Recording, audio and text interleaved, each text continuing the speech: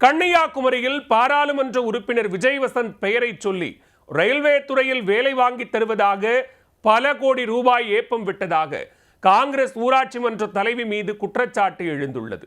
30க்கும் மேற்பட்டோரிடம் 15 லட்சம் ரூபாய் வீதம் பல கோடிகளை சுருட்டிய சம்பவத்தின் பின்னணி என்ன?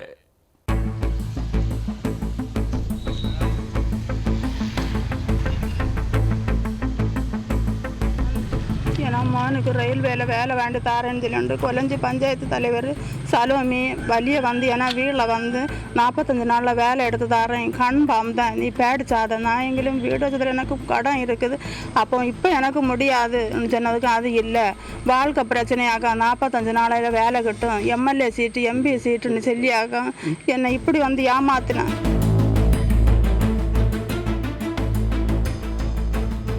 கன்னியாகுமரி மாவட்டம் மார்த்தாண்டம் அருகே அமைந்துள்ளது கொல்லஞ்சி ஊராட்சி. இதன் தலைவராக காங்கிரஸ் கட்சியைச் சேர்ந்த சலோமி என்பவர் பொறுப்பு வகிக்கிறார். இவரும் இவரது கணவர் சோபிதாசும் சேர்ந்து மெகா மோசடி வேலையை அரங்கேற்றியிருப்பதாக பகீர் குற்றச்சாட்டு எழுந்திருக்கிறது. சுற்றுவட்டார பகுதிகளில் வசிக்கும் மக்களில் ஆண் மகன்களை மட்டும் கொண்டுள்ள நடுத்தர வர்க்கத்தைச் சேர்ந்த பெற்றோர்களை குறிவைத்து கைவரிசை காட்டியதாக கூறப்படுகிறது.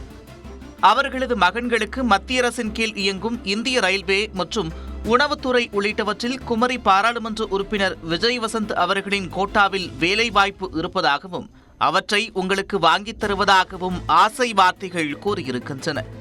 இதனை உண்மை என்று நம்பி பெற்றோர் பல இடங்களில் கடன் மற்றும் சொத்துக்களை அடமானம் வைத்து அதில் கிடைத்த பணங்களை ஊராட்சி தலைவி சலோமியிடம் கொடுத்திருக்கின்றனர்.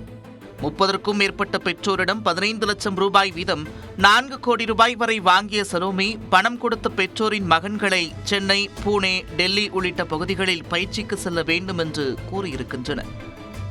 உடனே பல்வேறு இடங்களில் தனியார் நிறுவனங்களில் வேலை பார்த்து வந்த இளைஞர்கள் தங்களது வேலைகளை விட்டுவிட்டு ஊராட்சி தலைவி சலோமி கூறியது போல சென்னை, டெல்லி உள்ளிட்ட பல்வேறு பகுதிகளுக்கு சென்று பல மாதங்கள் தங்கியிருக்கின்றனர். இதனையடுத்து மீண்டும் அவர்களை ஊருக்கு அழைத்த சலோமி, இன்னும் ஒரு சில நாட்களில் உங்களுக்கு அரசு பணிக்கான ஆணை வரும், அதனை வாங்கிய பிறகு அவருக்கு ஒதுக்கப்பட்ட துறைகளில் சென்று பணியில் சேரலாம் என்றும் கூறியிருக்கிறார்.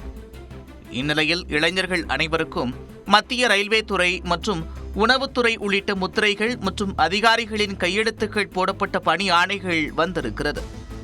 இந்த ஆணைகளை வாங்கிக் கொண்ட இளைஞர்கள் வேலையில் சேர வேண்டி டெல்லி தலைமை அலுவலகத்திற்கு சென்றபோதுதான் அது போலியானது என்று தெரிய வந்தது. இதுபோன்று எந்த ஒரு ஆணைகளும் வழங்கப்படவில்லை என்று கூறிய அதிகாரிகள் இளைஞர்களை திருப்பி அனுப்பியிருக்கின்றனர்.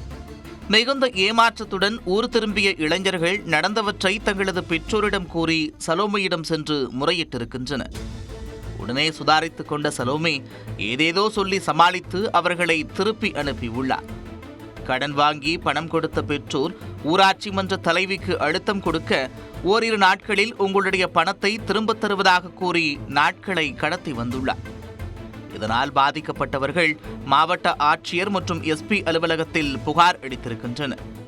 அது தொடர்பாக விசாரணையை தொடங்க ஊராட்சி மன்ற தலைவி சலோமி தனது குடும்பத்துடன் தலைமறைவாக இருப்பதாக கூறப்படுகிறது. இதனால் பணத்தை கொடுத்து ஏமாந்த பெற்றோர் தங்களது பணத்தை திருப்பித் தர கேட்டு ஆவணங்களுடன் ஊராட்சி அலுவலகம் முன்பு குவிந்ததால் பரபரப்பு ஏற்பட்டது. பாராளுமன்ற உறுப்பினரின் பெயரை பயன்படுத்தி அதே கட்சியைச் சேர்ந்த ஊராட்சி மன்ற தலைவி மக்களை ஏமாற்றி பல கோடி ரூபாய் பணத்தை மோசடி செய்த சம்பவம் கேரளாவில் பரபரப்பை ஏற்படுத்தியுள்ளது.